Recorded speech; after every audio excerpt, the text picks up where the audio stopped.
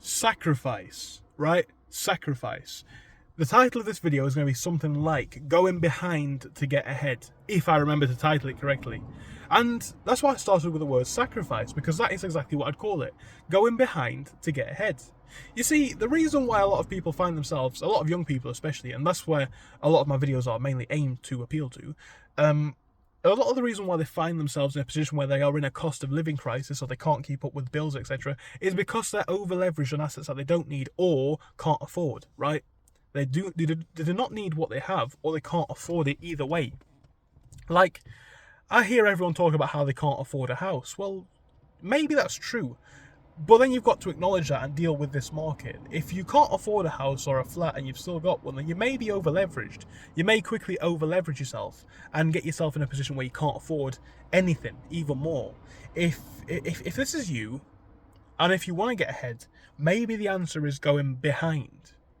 If you're thinking about starting a professional life and building the image of success, maybe think about going behind to start to get ahead. Now, what the hell do I mean by this? It just sounds like I'm repeating the same thing over again. It's because I'm trying to instill the message, right? I'll give you my position first.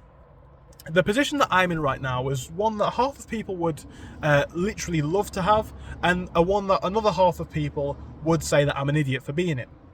I am 21, I have a part-time job, which is not very many hours, and I make the majority of my income online. I do a lot of selling stuff, I make these YouTube videos, and I teach people on Patreon how to sell like I do. In terms of all income streams, I might make between, let's say, on the low end 2 and the high end maybe £4,000 profit a month.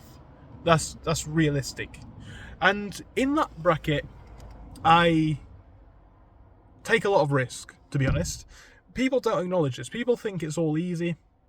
Even on the months where you make 4,000, next month you might make 2 or 1,500.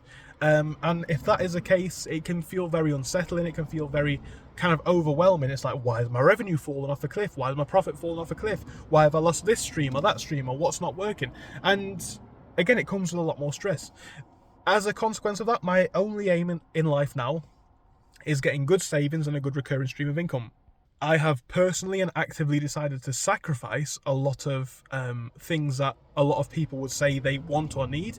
I do not need to have an expensive car. The car that I've got right now costs £1,500. To do all the repairs to it costs £2,000 all in. Very cheap car, or relatively cheap car. I live with my family to save on expenses, and I don't have a career. Some people might call me an idiot for that and say it's absolutely not worth it because they want to follow a traditional path. Fair enough. I have always known that I wanted to run my own businesses, but as a child I never really knew what that looked like. As an adult, I've seen a path that's been laid out. As you start to come to a point where you're nearly graduating university, people expect that you are now going to go straight into a career. And then that's going to be your next 40 plus years, right? That's the path of progression. It's what you're expected to do. And you start to get to a point where some people go down this path. And yeah, they are giving away all of their time. And that's really the biggest drawback for me. 40 hours a week. It's not 40 hours a week. It's more like 50 or more when you consider potentially unpaid lunch breaks and commutes, right? So that's the first thing. But take that out of the equation. Let's focus on the main thing, right? These people are starting to get, places of their own. Decent places of their own. Nice cars. Nicer than what I could afford. And then you start to think, well, okay, fair enough. But where are they? These are the same people who might have a brand new Audi and maybe a flat to rent or mortgage or a small house, but they are then leveraged up to their eyeballs in debt. And this is the case. Now, you might make an argument for buying a house or flat, maybe it's worth it. But buying a new car on finance certainly is not, especially at age 20, 21, 23. If that is then what you are seeing, it feels like, or it can feel like, you're falling behind. But here's where people go wrong. People say, why can't they afford to buy a house? People say, where do they start investing? People say, where do they start building a business? And this is where you need to be comfortable falling behind to get ahead, right? This is where you need to sacrifice. Because if you go down the traditional path of the 9 to 5, the career, the nice house, that's completely fine. No one's going to judge you for it at all. Actually, in the world that we live in, people will absolutely massively commend you for it. Because this is what I've experienced, even now when I'm making a full-time income.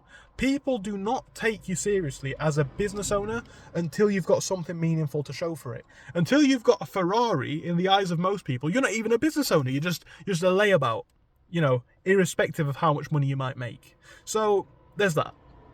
And again, no one could blame you for going down the traditional path. But if it's not what you want, if you want to buy a house in today's market, if you want to run a business, fall behind, right? I have not moved out, and that might make me in a few ways look like I've fallen behind. But what has actually happened? I've been able to save up thousands of pounds, literally in, I would say, probably the double, tens of thousands a year. Tens of thousands a year I've been able to save. This is a second old car in a row. It's a weird one. Let's have a look at this. Fair enough. So I've been able to save like tens of thousands of pounds in a year. And that is money that's good for a number of things. I mean, it's always going to be a good thing to have more money, but it's money that can go to potentially a deposit on a house if I was that way inclined. It's money that gives me more stability to invest. It's money that gives me more stability to take risks on my businesses. And again, if you keep building up that finance and keep building up the monthly income, then you can afford a much better place. You see, it's the idea of falling behind that actually gets me ahead. Because whilst everybody else is working 40 hours a week at this age, fair enough, fair play. Maybe I am just lazy. Maybe I'll be proven wrong. But at the minute, most people I know that work 48 hours a week get paid about £25,000. I've made more than that this year online. So I don't want to hear it. Anyway, so maybe I'm lazy. Fair enough. But you know what else is happening? With the free time that I've got to experiment, I am experimenting.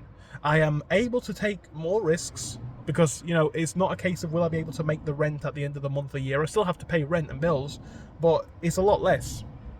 All of my time that I'm not working in my part-time job is spent experimenting, listing items on eBay, trying to sell as much stuff as I can, trying to provide better services, learn new skills. And actually, what I'm starting to realize already at the age of 21, I'm matching these people's income, or sometimes making more, sometimes making less. Let's not lie, it's not all glamorous. But sometimes I'm matching their income or making more, but I'm not losing all of my life to do so. I'm working like 4 or 5 hours a day on my projects, sometimes more, sometimes a lot more. But when I work more, I get more, right? And maybe it's not entirely what I've done or what I do that's what you want. Maybe you just want to buy a house, but people have this level of pride that allows them not to fall behind, and that's why they can't get ahead. If you can fall behind and live with parents for a year or two, and you make, let's say, the £25,000 mark, which is a pretty standard salary in the UK, it's not undoable. You could probably save, what, 15 to 20 of that? Possibly, quite easily. Maybe 17? So let's say you could save 15, after 2 years you'd have 30k saved up. With £30,000, what could you do, right? Is that a deposit on a house for you? Is it traveling the world? Is it moving abroad? Is it having a year or two off work to discover businesses? Or again, you could just do the avenue that I do. If you need the money badly, when you're just starting out, you probably will. Just get a part-time job. Work maybe 2-3 days a week in a shop or a warehouse or a factory. Just get enough money to get by and use the rest of the money the rest of the time to build a business, right? Maybe do that until you're 23, 25. What position will you be in? Maybe you'll be poor, maybe you'll be broke. But how can you really fail at age 25 if you're single with no kids? That's when you can literally still go into the idea of working 40 to 50 to 60 to 80 hours a week. But why go straight into it without questioning your options first? If you really want to get ahead, utilize the freedoms that most people have. I know there's always going to be someone saying, well, I don't have, fair play.